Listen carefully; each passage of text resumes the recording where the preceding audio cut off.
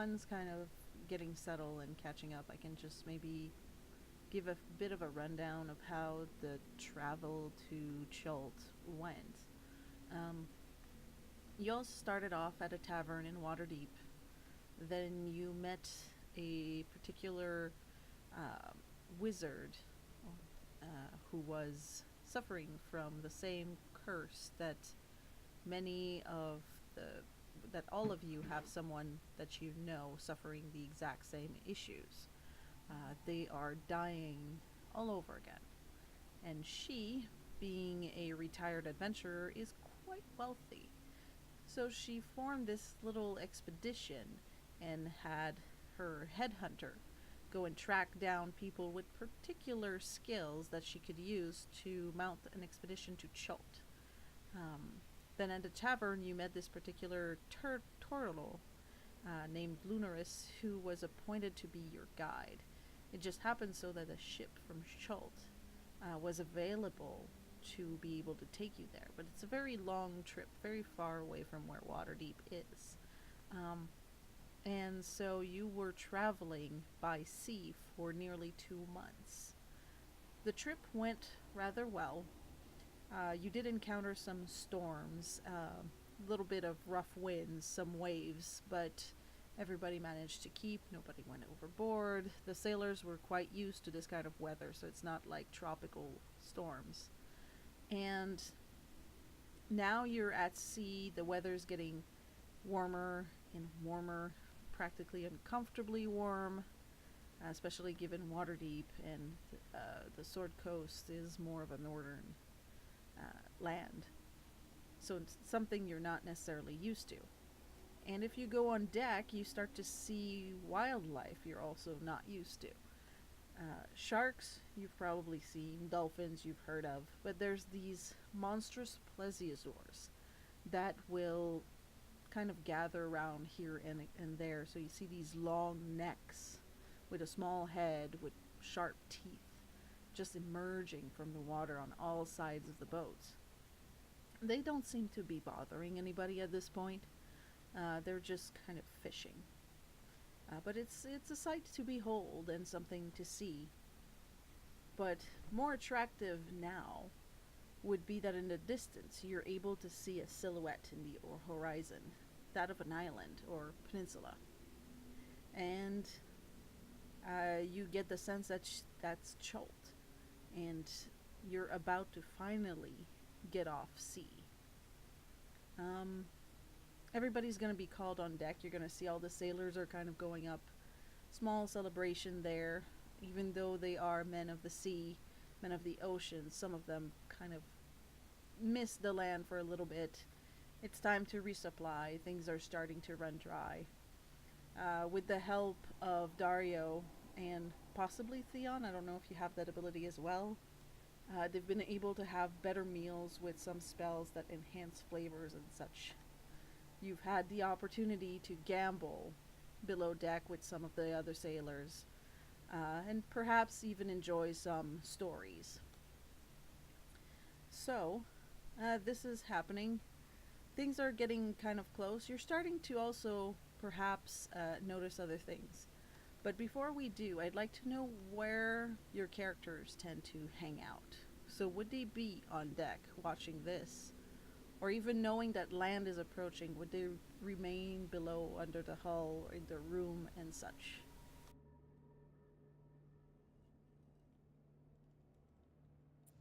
Theon would definitely head up to deck and watch as the land approach, because we're in the final stretch now, right? That's correct. Yeah, he would just be on deck excitedly, looking on as the island approaches.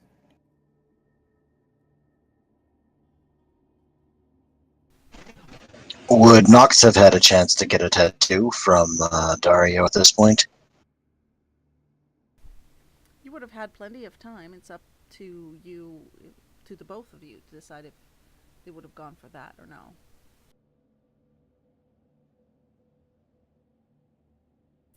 I believe that we had settled on, because he didn't really have the inks that blended well with the skin tone. So I don't know if you're able to. I remember we talked about like finding them in Chult? Yeah, I think we did speak about that. So I don't really know what it's going to be anyway. I just wanted to, couldn't remember. But yes, we should probably. So that's right. We needed like white or silver inks in order for it to work properly, because he's like black, black, black, black, black. So all right. So Knox would be up on the deck, just sort of, talking to the sailors and looking over the thing. And if he can, he'd climb up to the crow's nest if there is one in their space, and just sort of hang on and take deep breaths of the air, and you'll see he's having a nice fun time up high if possible. Okay, and you would be able to get there. So the rest of you would be? Linaris would probably be. Oops. Sorry. Go ahead. Okay. Linaris would probably be helping out the sailors on deck, just with rigging and such. There would be no shortage of work, so they definitely could use the assistance. Adrian? He would probably, and this is for the whole trip, he'd probably try and avoid pretty much just everyone else as much as possible, like just up on the decks, because again, his basically large frame probably wouldn't be too comfortable cramped down below decks. As soon as they started getting close to land and there started being like seagulls and other like flora and fauna going on, he'd probably make an attempt to try and have some conversations with them instead of anyone else on the boat. Yeah, you'd start to see some birds in the area, definitely. They wouldn't come very close to you, but you might be able to boom your voice at them if that's what you wanted to do.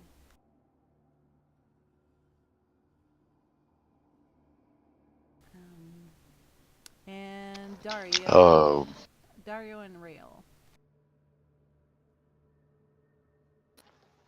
Rail's probably going to be lazily kind of on deck most of the time, almost 24/7. He'll also take his trances out there and only go below deck if there was really severe weather. Kind of just humming listlessly to himself. The whole ship's kind of a dance to him, and he likes to watch that. He's not opposed to schmoozing with sailors either, but he's definitely not going to be extending himself to help work or anything like that. So avoiding effort like the plague. Gotcha. And last it would be Dario. Dario would be, I think after 2 months, he would get really bored. So he would try and prank a couple of the sailors by just speaking in their heads, like in a weird, strange voice. Just telling them like, we're almost there. Almost there. Would that be the first time you're doing something like that? Yeah, I would say around that time, yeah. Roll a deception on that one. And are you doing this from the deck or from below? I would be doing this on the deck.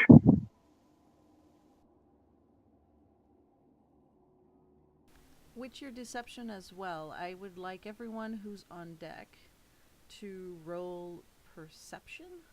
Knox, because you're in the crow's nest, you can have advantage. Your deception, you'll see a couple of sailors, by the way, kind of looking around, and they're starting to be frightened. You even hear some whispers, the god of the sea. Maybe she's warning us. Geez, the crit 20 already. Get them out of the way so we can get all the crit ones when we actually have to do important things. Yeah, I would have liked to save that one. Yeah, you do realize the lowest roll right now is a 19. Nope, that's me. Except for the guy that should have the vantage point. Also, I am going to point out that Dario has done this before, so just letting you know that. To Knox. Yeah, I'm guessing probably you're starting to hear his voice, and you're probably looking for Dario more than anything else. But all the other ones, so Rael, Theon, Lunaris, and Adrian, you're seeing a smaller ship coming from your left, and it seems to be heading right for you. You're starting to see some reefs, some rocks. At this point, you really can see the greenery of the island ahead. Another thing you'll also spot, and you don't need to have a perception check on that, is on the island there's like a golden dot above the tree line. And from there, it just seems to be reflecting the sun, like a little sun on the island. It strikes you as something made of gold. But it's really above everything else, so that might actually lure your view as well. But that ship, there's something about it that's a little bit unsettling. None of the sailors or even the captain seems to have spotted it to date.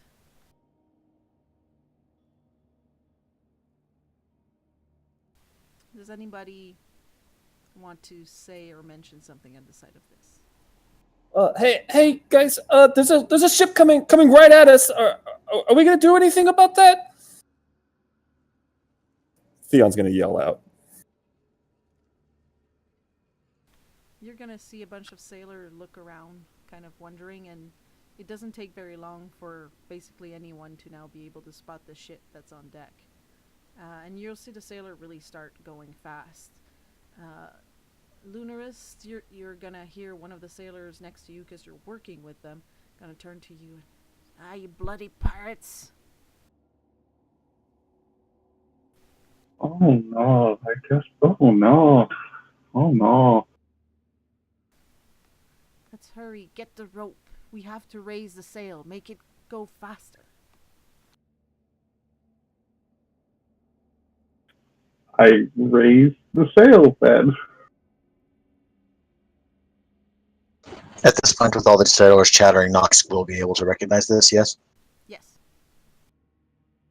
Alright, he draws out his crossbow and takes aim at the ship, looking for the person who's driving the ship from the distance, but he's not firing yet.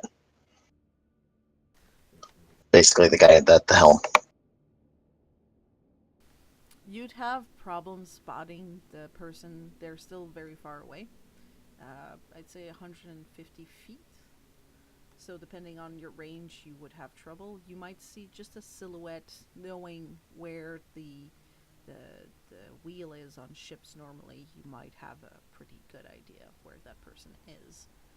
But aiming would be a little bit difficult. And they seem to be coming right at you. As time goes, though, as they seem to be going nearby, the ship takes a sudden turn, as sudden as a large ship can take, and just starts to turn around and hightail it. Looking on the other side of your boat, you see the waves really start to pick up. Almost like something is bubbling from down under. And it is completely huge. Bigger than the ship. And you see this shadow. Nox knows what that is, but he's just going to watch to see if it eats the other ship.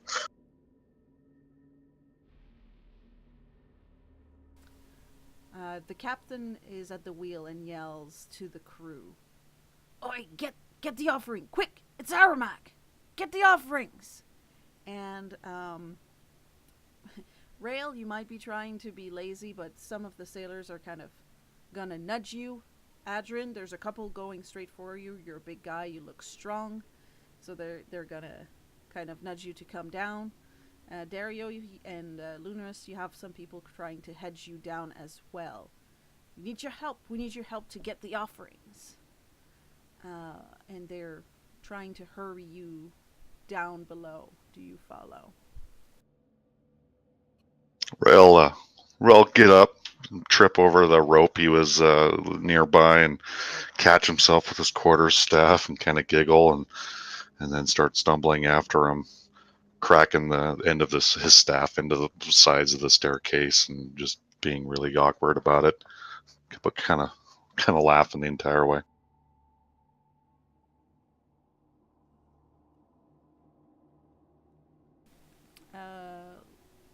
Lunaris. Valaris will follow. Yep, Adrian will also go and help out as best as he can. You're gonna have, because you're small, Theon, one of the sailors gonna ask you, is like, you good at talking? Oh yeah, I'm real good at talking. It's like one of my strongest suits. Good, you're pretty well kempt and such. Perhaps a diplomat might hold it back. We need to stall. We really need to stall. This dragon won't really, it's not the most patient. Well, what was his name again? His name's Aramag. Anything that you can do for flattery, I think that works. I will climb up onto the railing, I guess. I'm gonna cast Unseen Servant to kind of hold me in place so I don't fall off the edge. And I'm gonna climb onto the railing so I'm looking over the edge of the ship. Oh, great, Aramag! And I'm gonna kind of lean back to the sailor and be like, what should I say? Am I just stalling? Am I asking stuff? Oh, what mighty, beautiful scales and shell you have. Those are beautiful fins. So you're kind of shouting these Compliments at him. compliments as you see this head that almost looks made of stone come out slowly, the carapace completely full of spikes, and this monstrous head with eyes that look almost glassy, void of soul, just stare at you, and it opens its maw like a cavern filled with stalagmites all along, and doesn't really say anything. He just blows this gust of salty wind, and then just seems to listen. The boat shakes a moment, so the crew downstairs will have maybe a bit of a loss of footing for a moment, but it's not enough, and with the storms this would be less. And you get to crates. Big crates, maybe 2 feet high, 2 by 2 all around, and they have these big white X on it. They're gonna pair you all together, so Rail, Adrian, Lunaris, and Dario, and ask you to carry it up.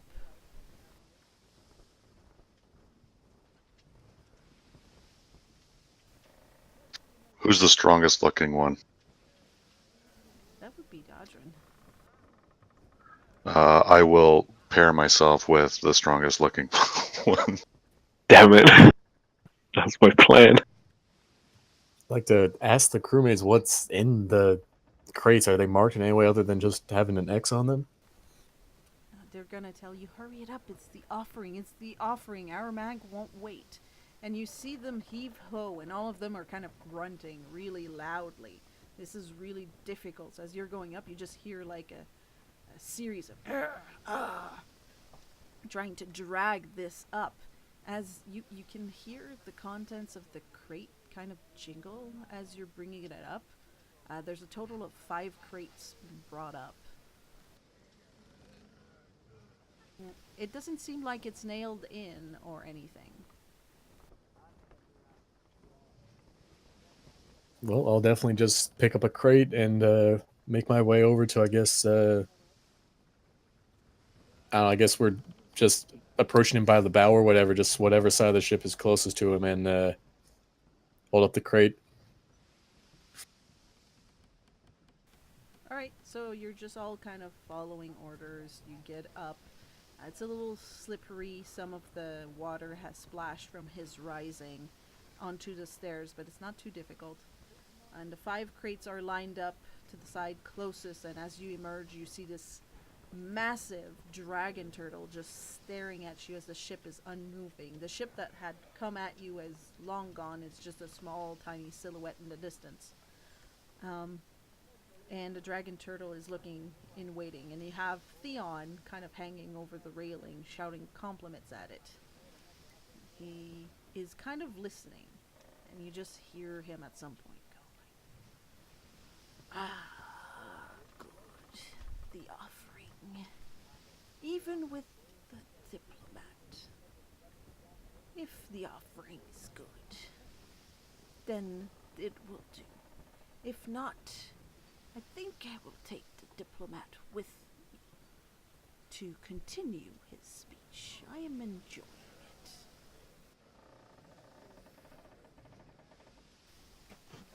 So Nox is watching from the crow's nest over here, seeing how it's going with Theon down there.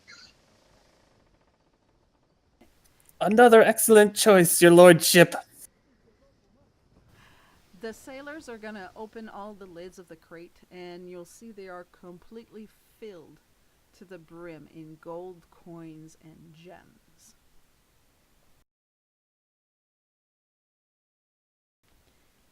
And one of the captain goes, "Yes, the lady who has hired us for this trip has agreed to pay the toll.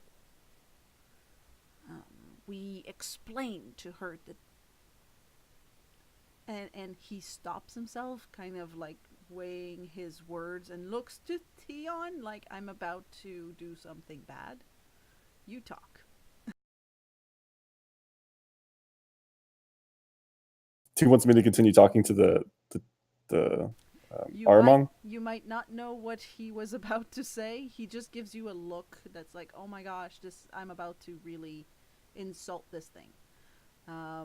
You can do an insight or even a history to see if you would have an idea where he's heading into, and to see if you read him properly.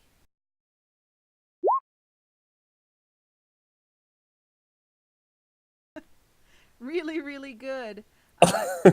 You heard him speak of a toll and an offering, and you're able to kind of put the pieces together. So clearly, Aramag is a creature that has done this many times before, and you're able to really assume that this is what's happening right now. He's just collecting the toll, and this beast has too gargantuan for anyone to have been taken to take him down. So people who travel the seas has a pretty high chance of encountering him. And from how the pirate stopped himself, you'd be also able to place together that perhaps calling him a danger or an encounter or a monster would be a bad idea. I'm gonna interrupt them. And this divine being. Try and cut him off from saying anything insulting. Yeah, he kind of gives a sigh of relief of like, "Oh, okay." And the dragon just turns its gaze back at you. You have one eye more particular that seems to be really close, and he leans his head forward very close. You can just smell seaweed coming off of him.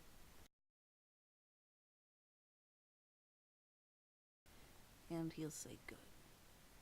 Toss the treasure overboard, then."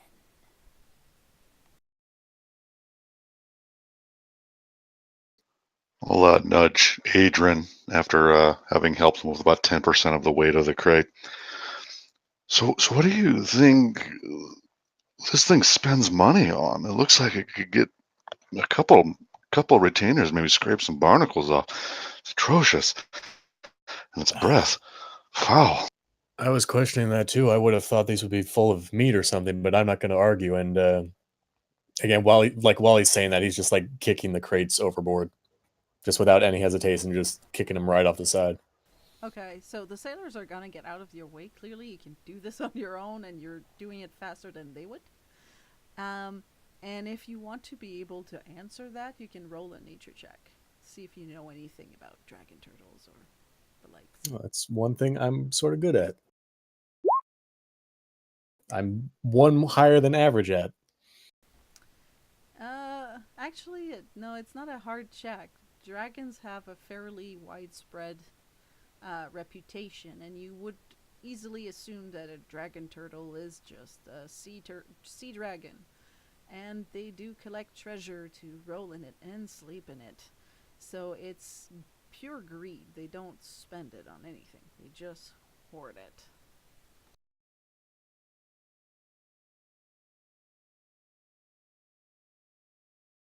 Well, it seems like a pretty high toll, but I guess we're ready to pay it.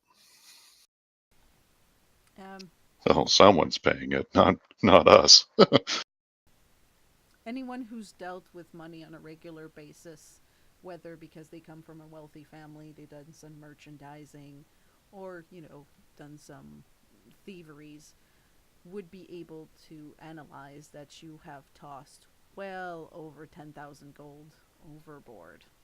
And not to mention gems that you didn't even see the nature of all of them. So that price can rank way up there. Yeah, Adrin is aware of money as a concept, and he knows what it is, but he really has just no idea of the value that he just tossed overboard. Even if he did, he probably wouldn't be too concerned. But he's really not really fully aware of the scope of what's going on.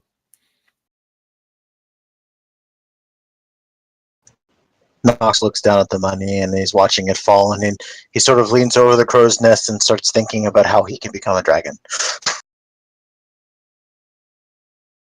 All in, of course, just, You gotta start small. You fantastical gotta images. open It's that not cold actually break. going to happen. Yes, he's just kind of chuckling to himself.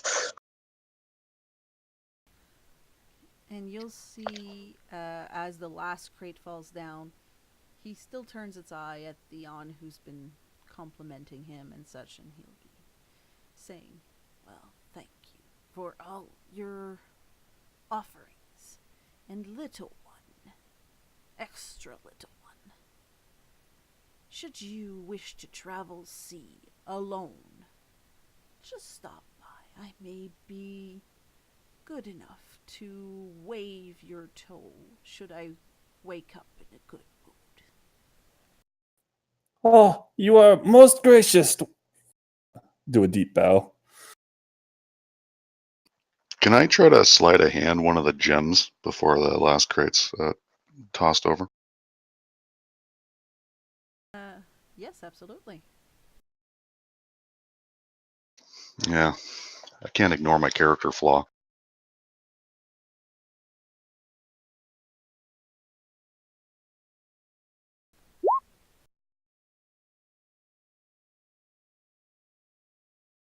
Would that could I make a contested check with perception? Because my flaw is that I'm slow to trust basically everyone. You can do a perception, absolutely.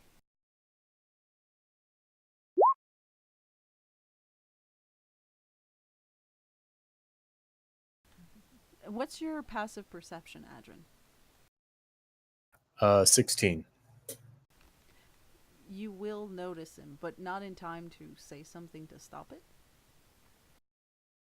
And Rail, you do manage to sort of take something from there. You aim for a gem, but you just manage to get 1 gold coin.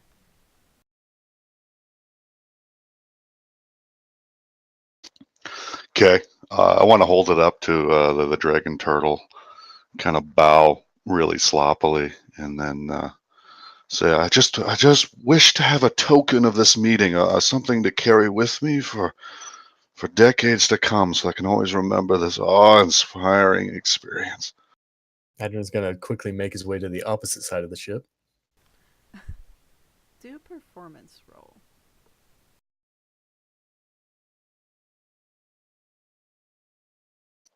Me?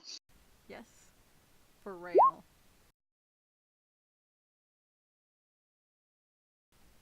He will turn and look at you with its other eye, and you'll see it just narrow a little bit. And he'll add, "I will remember you, too." Now that he sinks and kind of tilts his head in a way that its ears kind of slice a bit the side of the boat, really close to where Rail is. Everybody who was close to Rail, do a dexterity saving throw.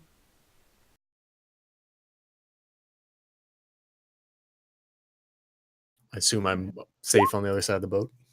Yes, absolutely.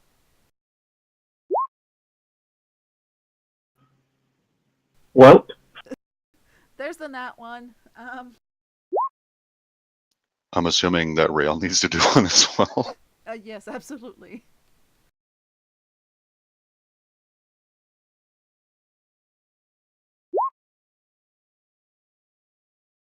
Okay, so Dario and Theon, you feel things shake.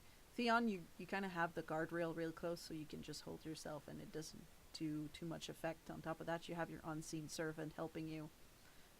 Dario, you may have a few side steps, kind of a little dance, but you manage to keep your footing.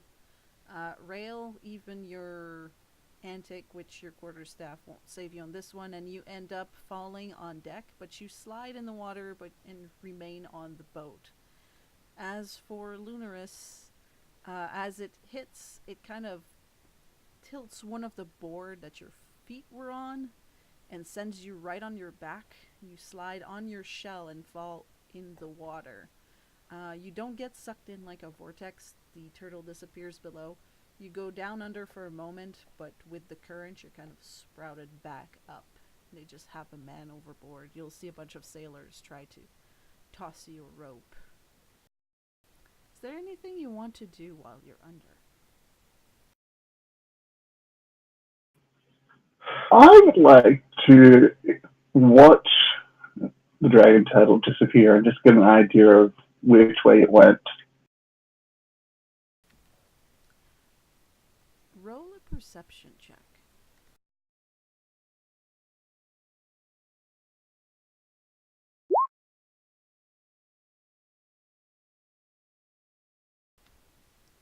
The depth of the water darkens too much for you to really spy it, but you know enough that he went straight down. So when you rise and you look around, you'll notice that straight across is a tiny piece of the island, just apart, like a tiny island off the island, with a big building. It looks like there's a floating roof at that point. And you're able to spot exactly the direction that it is. So from that point, you'd be able to return to where you are now. You don't know if straight down he ever veers off, but you kind of have an idea as to where he's heading from there.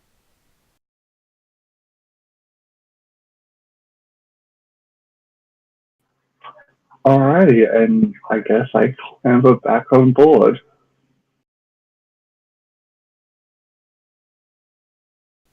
Does anybody... Well, that was worth it.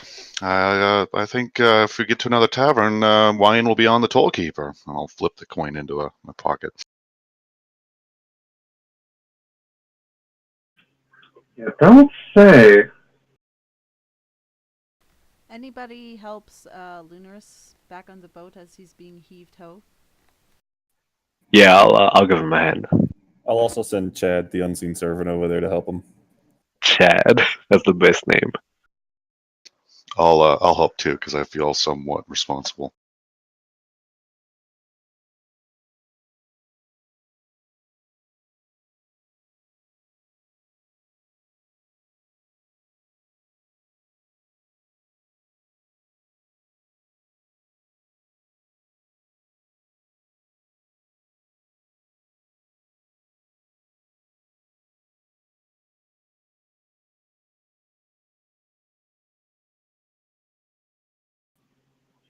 I look Rail directly in the eye and say, could you perhaps not do that again? That wasn't very nice.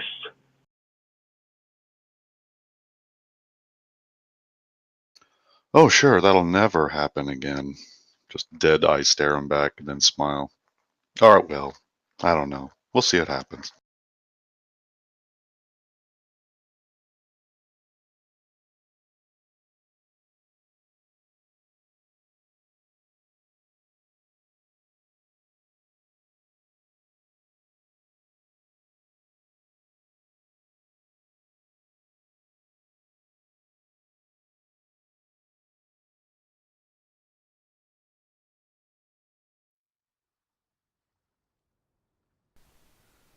I'll put this on as you will all have been somewhat familiar with a map that was granted. So there's actually a few on the boat where the areas most traveled by tourists and outsiders are lined up. The middle is unknown to most. It's uncharted territory. So you have access to this area. I should have a handout that you guys will have access to if you ever want to refer back to it.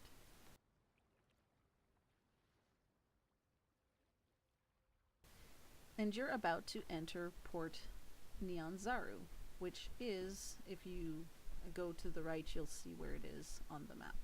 So Chult is quite large, and you're entering into a bay. From there, as I said, you see a little off of the main land is a very large building, and it has a dome, almost like a turtle shell. But it looks like it's floating in midair, and it is not connected to the land by bridge of any kind. So the only way that to access it would be by boat. And then you go past, and you start to see a lighthouse in the distance, and that's where the ship seems to be heading. So before you enter the port, is there anything that the members of the group wants to do, talking among themselves and such? About how long is it taking for us to get here to there? Or from the encounter with the dragon? Less than an hour.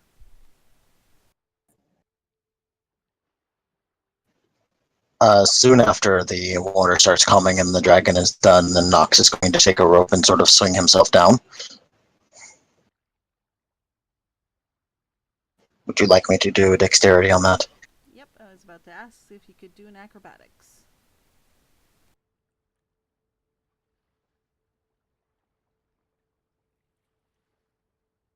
Nice. So you kind of swing yourself, probably ending in a backflip of some sort, land on your feet as if you do this on a daily basis. Yes, he'll actually even look like he does it on a daily basis. And then he'll walk right up to Theon and look at him and say, "You did all right, yeah, boy. I saw you talking that thing. That was pretty impressive. You're getting good with those words, I see." Theon's just going to clap as he lands ever so gracefully.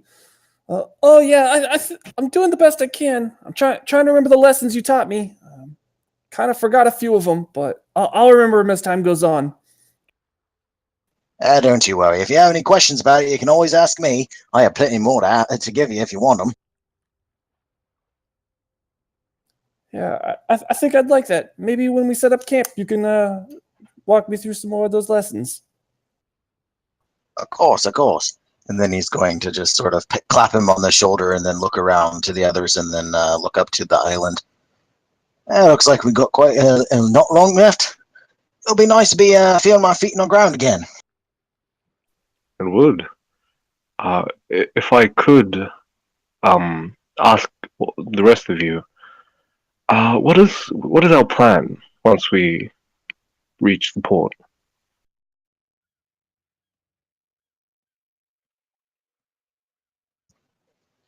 Well, I figured we'd just go straight to wherever contact we're supposed to have. I mean, you have to ask the guide. I mean, you are the guide, right?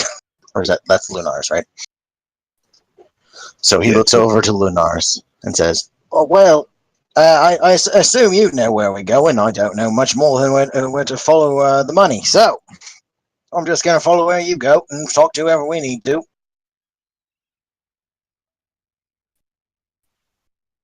Sounds good. Aside from Lunaris, is there anyone amongst us that has connections, knows of anything going on in the port or the city?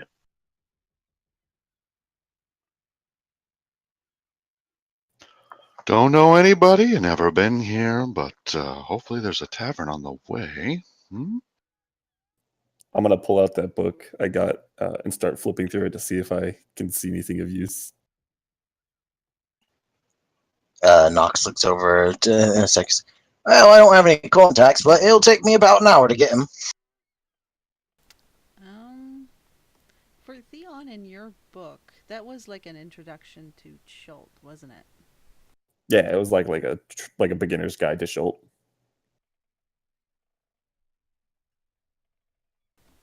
You would find information about.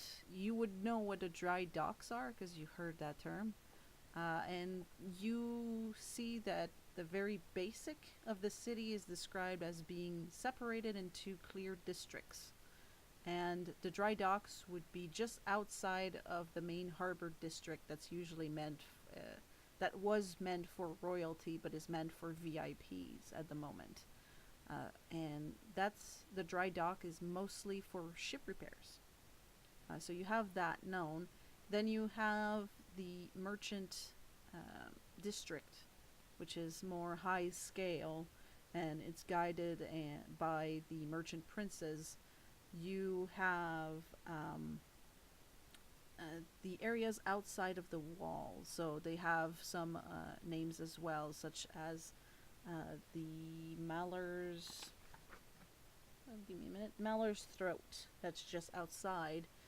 There's the Thiriki Anchorage, which is where most adventurers tend to end up. You also have the Market Ward, which is the more general marketplace as opposed to the Merchant's Ward. And you have the Old City, which is kind of the slums.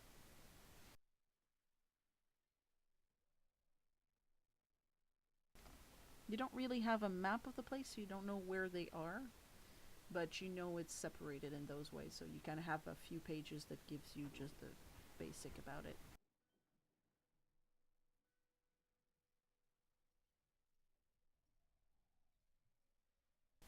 Do you share any of that information, or are you just gonna like take your notes and take it in?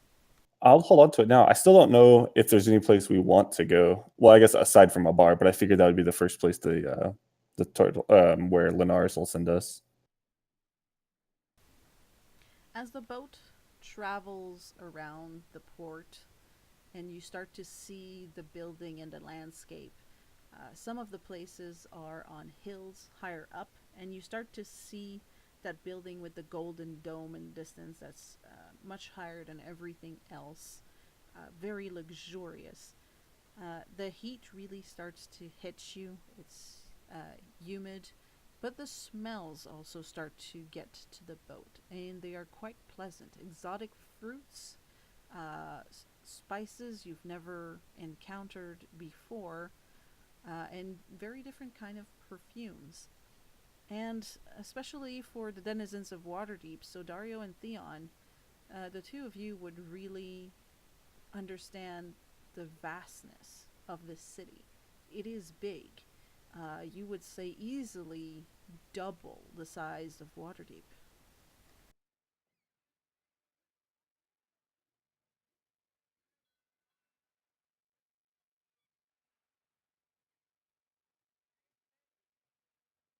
The whole time we're approaching, Adrin is basically just like hanging off over the side of the ship and just like trying to look at as much wildlife and weird, strange animals that he's never even seen before. Um, you can roll a perception check to see if you see anything special in the water.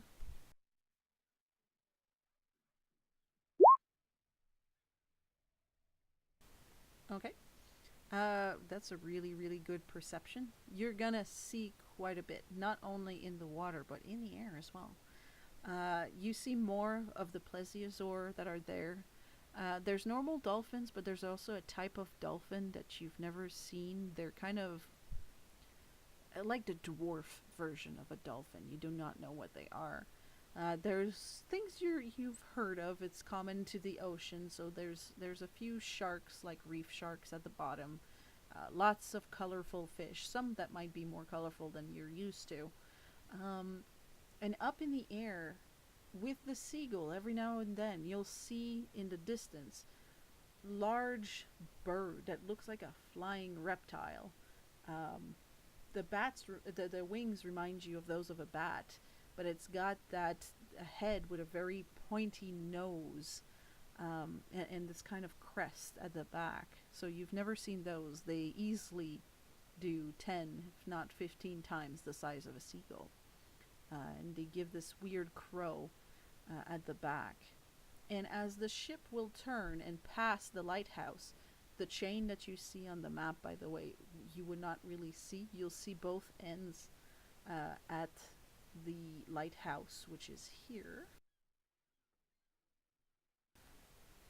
And what looks to be like a guard tower of some sort. There's a lot of people dressed in shiny armor being reflected by the sun on the other hand, but the chain seems to be sinking in the water, so you don't know if it's one chain or two halves or what. But as the ship turns there, close to the docks, you see these humongous beasts. You wouldn't need to do a check. You would have heard of them probably in kids' tales or in legends of some sort, and you know these things are dinosaurs.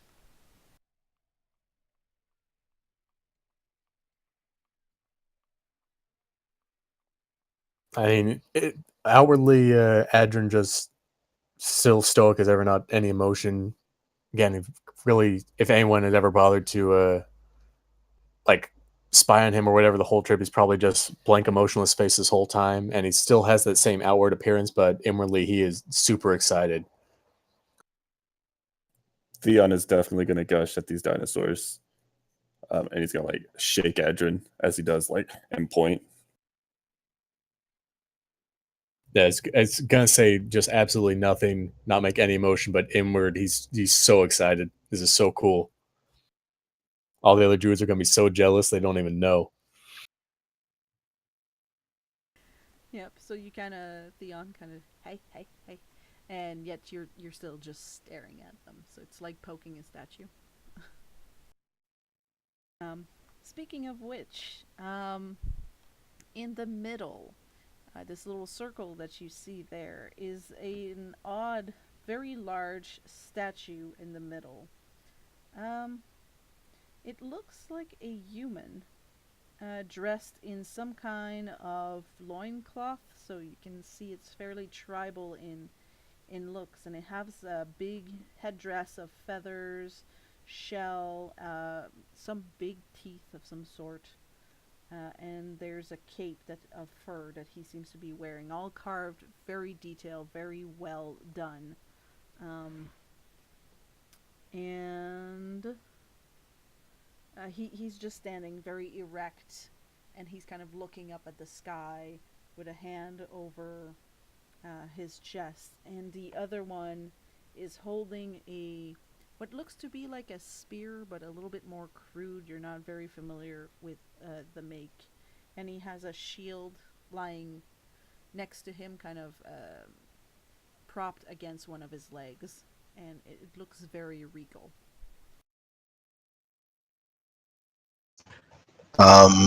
While this was going on, anybody that looked over, you'll see Knox grab his little sketchbook and start sketching some of the beasties around.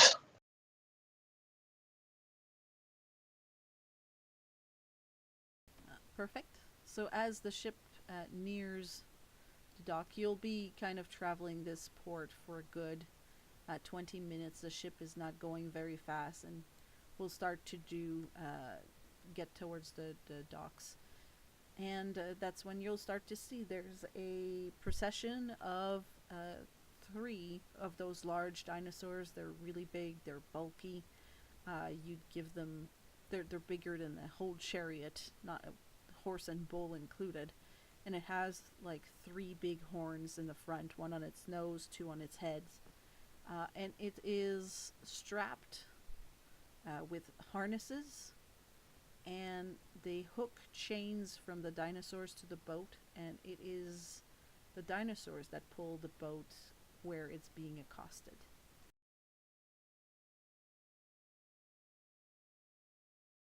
Adrian's basically like vibrating with excitement. Knox finishes up his quick sketch and sees that the boat's going in, and so he actually sort of disappears to the lower decks to get his stuff ready to depart. Theon's also going to run downstairs, pretty much right behind Knox.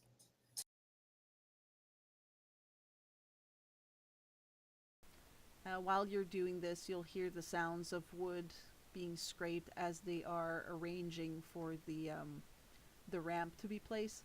and sailors and people are gonna start to unload the ship slowly. You'll hear the captain shout that you have arrived to destination.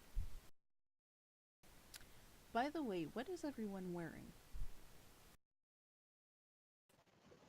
Rox is still wearing his sort of loose, like puffy shirt and such, but as he gets back down to the thing, that's one of the things he was going to do from the heat.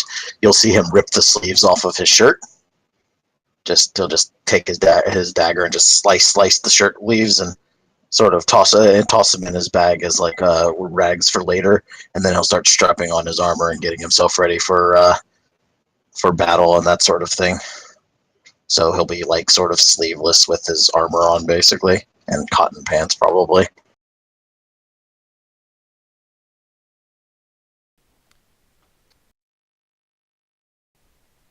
Okay. Anyone wearing kind of metal type of armor? Nah, just Dario is wearing his very flamboyantly decorated studded leather. No medals.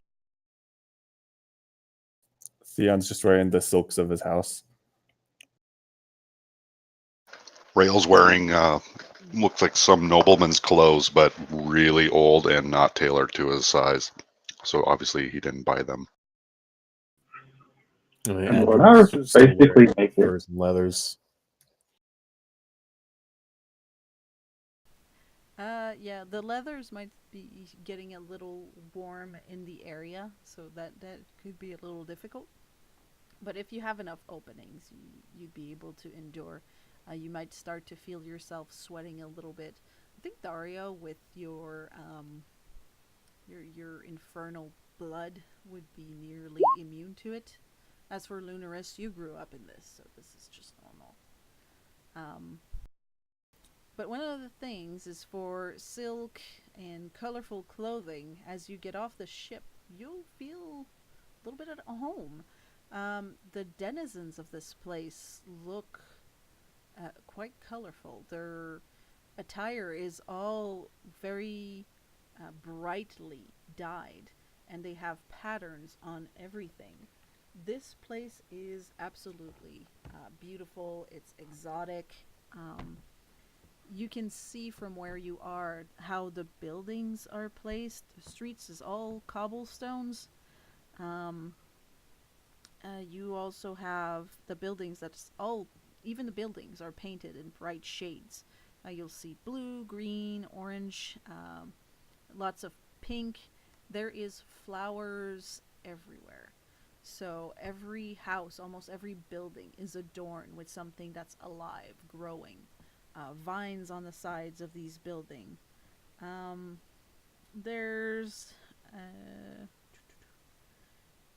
there's awnings, though you will notice that every window, every door has something causing shade to it, probably as a way to ensure that heat is controlled. You hear roaring, there's laughing, there's bustling. Even in this distance, you can hear odd mixed of singing in the distance. Oh, this is my place. This is about to be fun. Is it sunny? There's practically no clouds in the sky. And time of day, you'd assume around midday, so close to noon. Only reason I'm asking, 'cause I'm a wood elf. Are dark elves like they're would it be odd to me to see a dark elf casually ripping their sleeves off and being around in the sun without really seeming to suffer any effects? I wouldn't say he's not suffering any effects, but he's not a vampire. So it wouldn't be that weird. It's not usual either. They tend to stick to the shadows. He would be standing off, but he did that on the ship as well. So it's not novelty at this point. But you will see that Nox may be squinting a bit more than everybody else. Basically, Nox, from this point, in the bright sun like this, you would see like someone who has who would normally need thick glasses but doesn't have them on. I guess I was more of a question of like, I don't want to metagame my knowledge of dark elves. What would my character know about them? So I'm not making any assumptions. They have a reputation all around, but you would know that some of them break away. They do tend to stick to the shadows, but you know they don't catch sunburn. They don't have any kind of issues to that degree. It's uncommon, and that's contradictive in itself in a way, but it's common knowledge that it's not common to see dark elves out in the open. As I said, on the boat you would have seen it before, though. Perfect. Alrighty. Well, then I'm not going to worry about it. All right.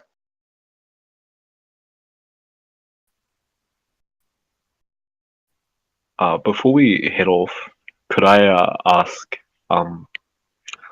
uh, Lunaris, are there any strange customs? Well, not strange, wonderful customs that we should be aware of? Greetings, things of the culture that we should know.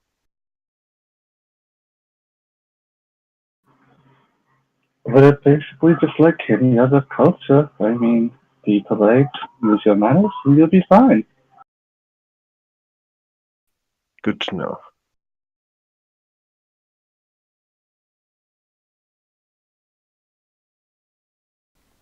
Lunaris, is there any information you want to provide the group as you're entering here, or a direction you would like to guide them into?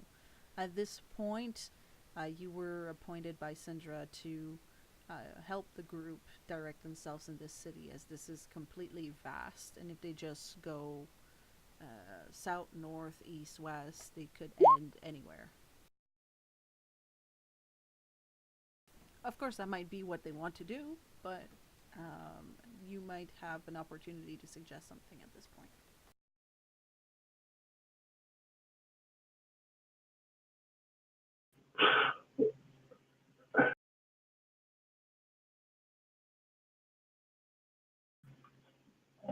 Lamar's will. Well, there's a couple of friends that I've got that could potentially help us out here. Depends. Do you want some help, or do we want to just kind of mosey about?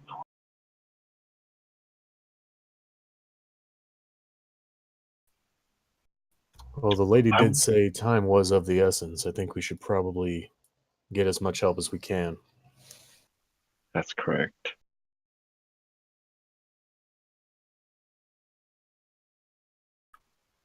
We also need some place to set up shop, maybe, home of operations that we can work from. Do you want something that's nice and quiet, or very loud and raucous?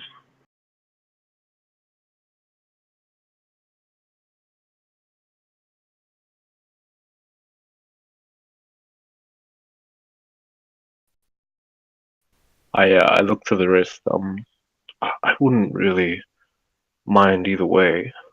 If it's loud, then there's more people that we could ask.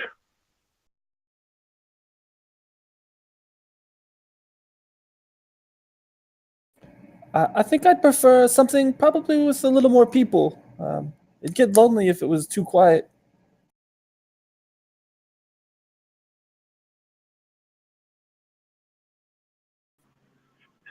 Well, in that case, I suggest the Thunderous Wizard Inn.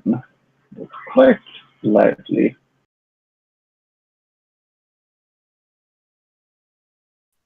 Well, all right.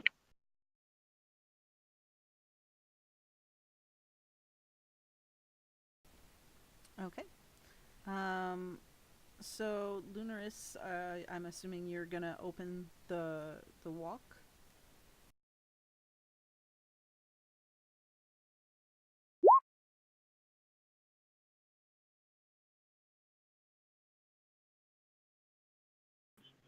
Yes, yes, I will.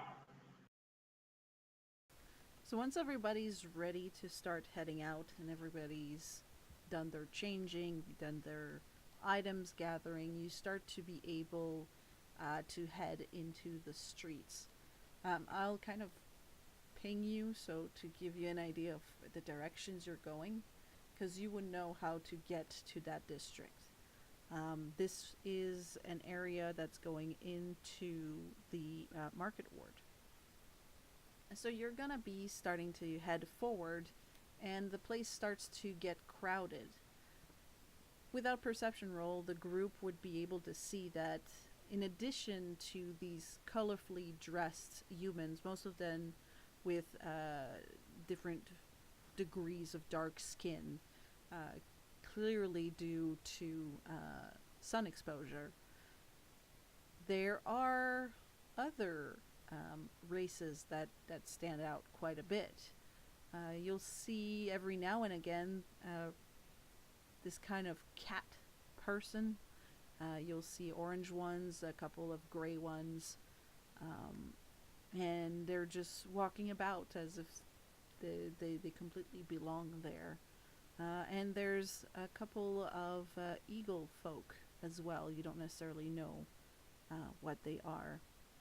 But occasionally you'll cross one just walking about, and most of the eagle folk are walking around with, similar to what the statue had, these large stick with what seems to be like a knife tied at the top.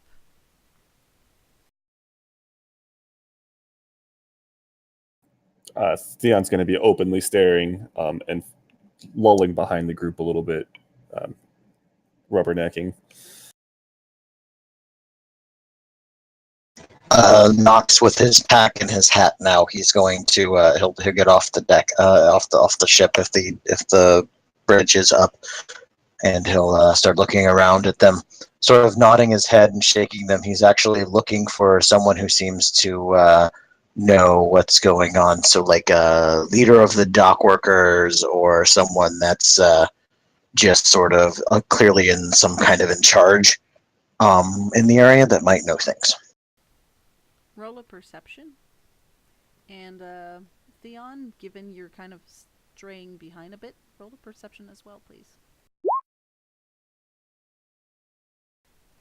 Nox, you don't notice someone that you know would give you much of a guidance. There's a person that's clearly running the dock, but they seem to mainly send people to and from what's obviously a warehouse with material as people are coming in and out with large planks of woods, crates and nails, and they are busy repairing a few ships. With a perception of 11, hold on, you're gonna notice a young boy kind of running away, and very quickly, given you've been there yourself, even though you didn't need to in your life, it doesn't take much for you to realize that this kid took something from you and is taking off with it. You have a pouch that's not hooked as well as it was before onto your hip.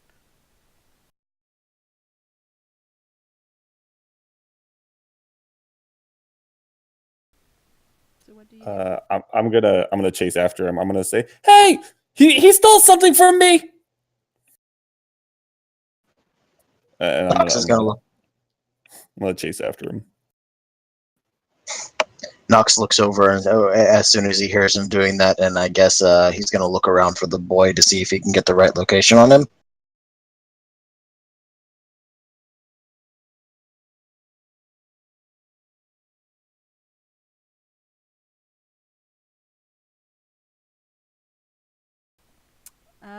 Do you look for what item is missing on you? More than anything, I don't want to let him get away, so I'll try to figure out what's running as long as I can keep him in my sight. That's the most important thing.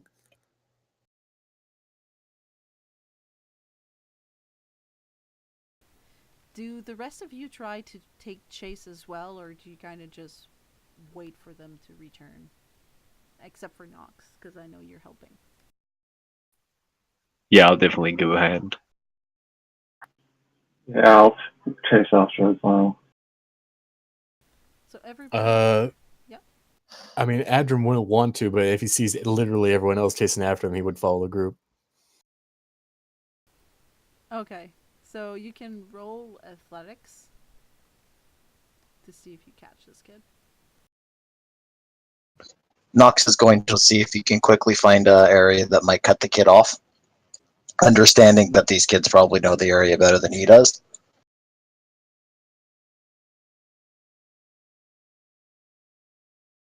Is that athletics for everybody or just Theon? Yes, athletics would be for your speed, and you can run a perception as well, Nox, to see if you find a spot that will help you.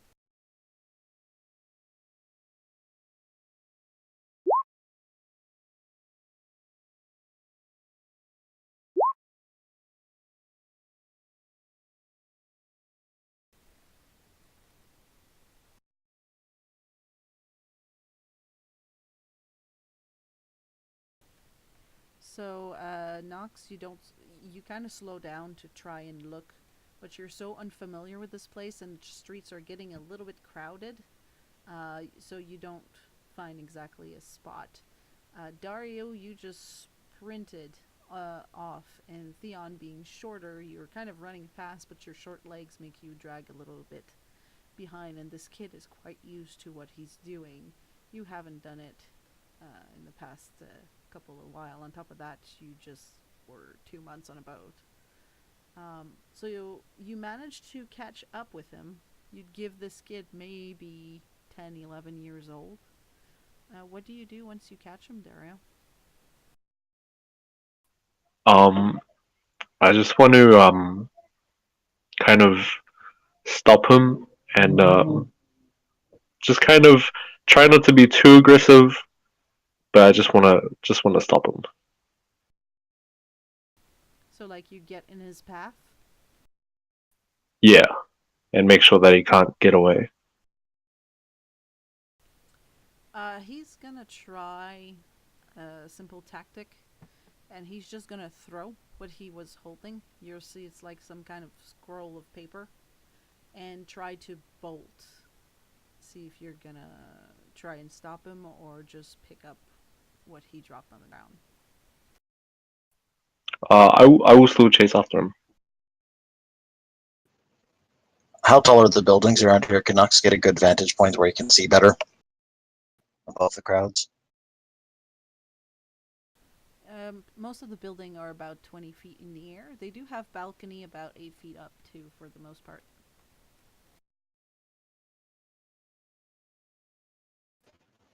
All right. I'm probably going to make a fool of myself, but Nox is going to try to bounce off, run at a wall, push off, and then grab the balcony up high to give himself a little bit more leverage. One of the balconies, so we can get him swing himself up there. Okay. Roll in acrobatics, please.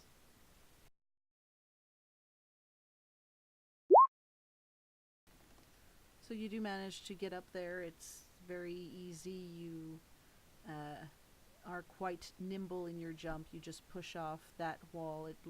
It's made kind of a stucco, so it grips really well to your soul, and you grab onto the railings and just flip there. You'll see that there is, for most of the balconies, there's like no door. There's just these kind of drapes, and inside you'll hear people gasp that you just jumped on their balcony. But you get a pretty good vantage, and you're gonna see Dario just chasing this kid as Theon and the rest of the group arrive behind. Theon, you come across the scroll still on the ground. You recognize it immediately as being yours. Dario, I need you to roll a second athletics check.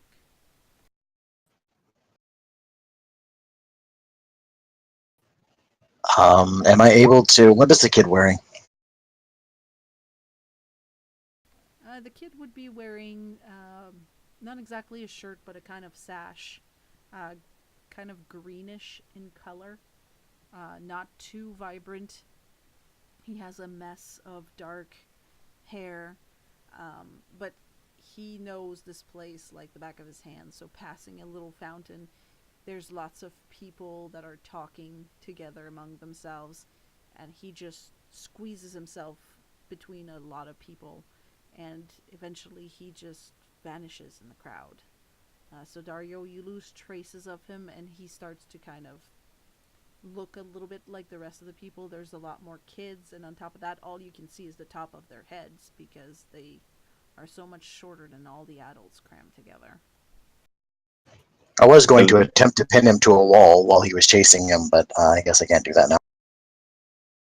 No, you would have been too far at this point, but you were just able to kind of see that unfold. But he's pretty much gone, short of trying to really filter the crowd to find him.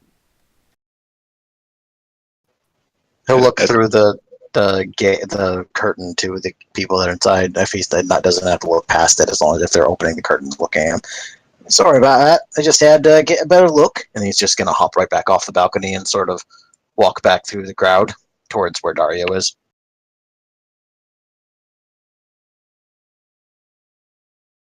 Are there any other urchins that are watching that seem to have watched this?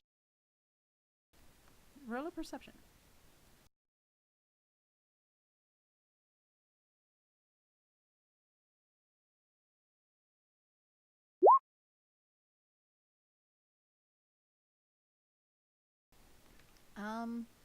You're gonna see there's a couple. They don't all look the same, but there's a few people in the streets, whether they're kids or adults, that seem a little bit of a lower status than the others. They're still dressed fairly colorfully, but you can see most of the people are very well kept, very well clean. Even those that look more poor aren't covered or caked in dirt, but they're messier and they're skin and bones, basically. And their eyes are scanning for opportunities. You would say, if you were to aim for a percentage, it's not very high. Maybe 5-10% of the population looks on the poorer side of things, and there's a couple of kids looking on. Nobody seemed to really be following this kid in particular, though. I'm looking for anybody that's like maybe has a knowing smile, like they might know that kid. No, you don't spot one of them, but with a critical success, you'll spot something that stands out. You've seen urchins in the city before. But there's a few other ones dressed and somewhat acting the same, but there's something off about them. You may even get the feeling that those are fake urchins.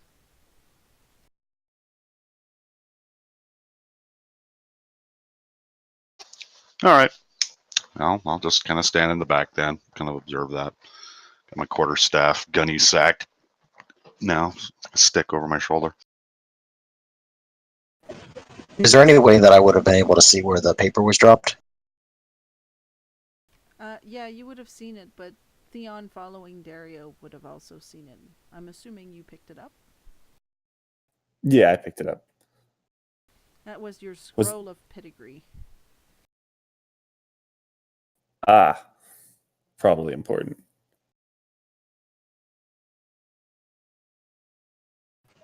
Then Nox will make his way towards Theon, since he's on the approach to Dario anyway, and he'll pat him on the shoulder and say, "Tough luck that. Well, at least you got back what you lost."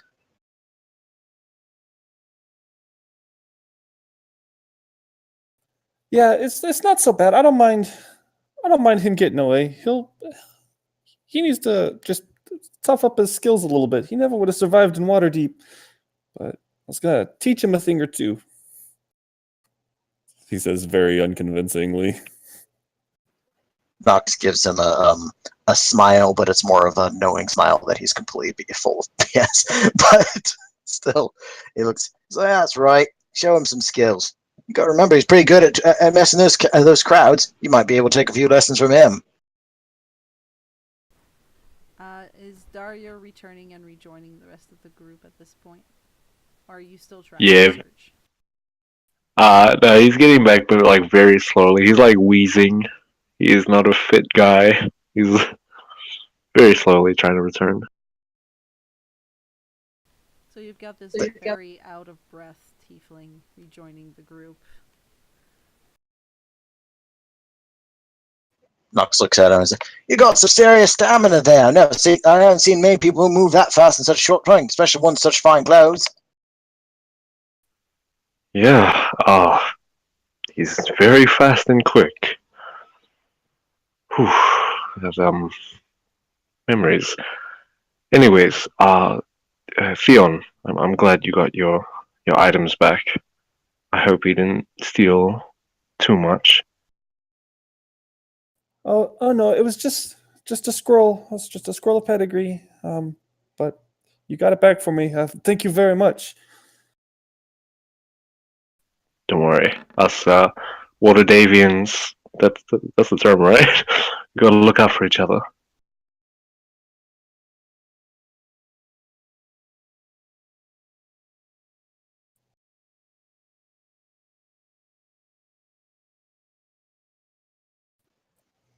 So Knox looks around for their guide to see where they ended up, since a lot of people didn't end up here. So he's looking around for Lunaris and the others.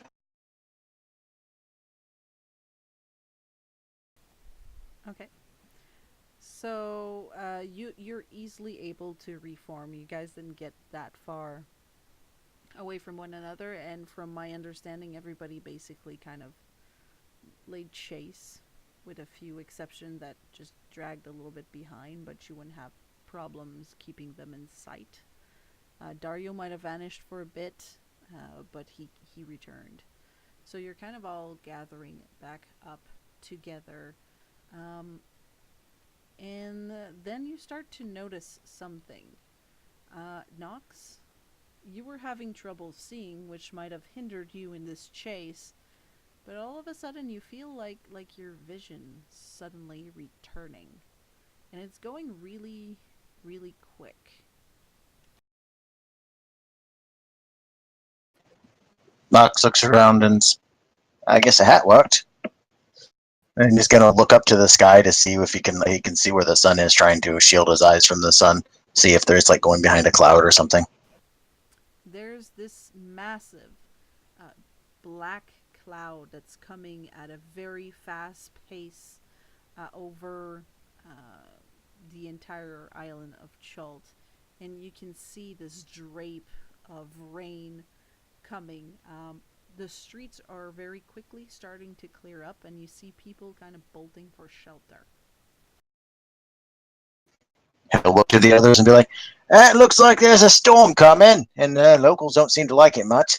Might want to take a hint from them, see if we can find some cover." No, that cloud's moving fast enough. Maybe it's got a tiefling chasing it.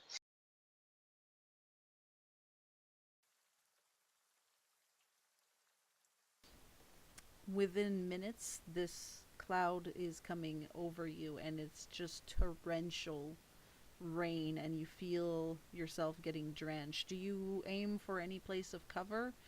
You may find that you can get close to an entrance, or Lunaris. You would know that around the bend is a very large marketplace that has some kind of roofing if you wanted to try and guide them there as well. Yeah, I'm waving them and beckoning for them to follow me as I start waddling over towards the marketplace. Has it been an hour since the dragon encounter? It has been an hour, yes.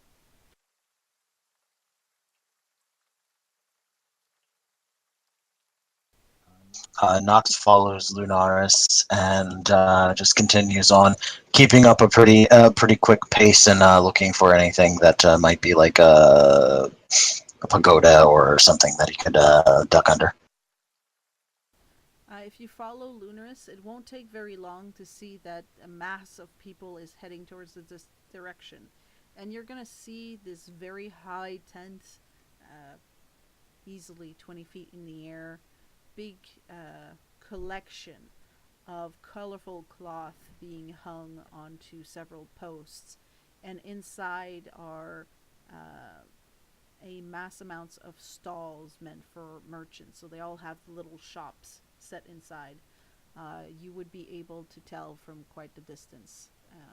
It's very easy to spot. There's kind of a bridge going on top, and people are just gathering and getting shelter in this. You're gonna notice that there's like these little um, around the houses. They have almost all of them have some kind of cistern that's collecting all the rain, so the streets aren't flooding too badly. But you're still sloshing a bit as you're heading forward. So does everybody kind of going to this marketplace? Knox is definitely going to go into the marketplace. He's actually looking at herb, or looking for herb merchants and apothecaries and that sort of thing under there, and possibly a tailor. Oh yeah, I'm definitely heading that way too. I'm also going to be looking for herbs as well. Rail's just going to kind of dance around in the street and enjoy it. Enjoy this crazy rain. Something new.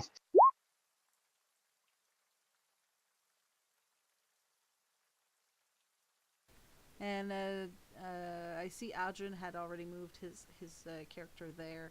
Dario follow as well. Yep. Rail? Yeah, and Adrian's probably not smelling too good right now because again he's in like the exact same clothes. He probably slept in the same clothes too, just didn't change them for the entire boat trip because why would you need to? They're perfectly fine clothes. What do you mean I smell bad? So yeah, basically probably stepped off the ship like exactly the same as when he stepped onto it, only like probably encrusted with salt. And now he probably just like smells like a wet dog or something. Oh, Theon's not having that. I'm casting Prestidigitation to put a much more pleasant smell coming off of Adrian. Like a perfumey or flower smell. And Rail, roll me a performance, please.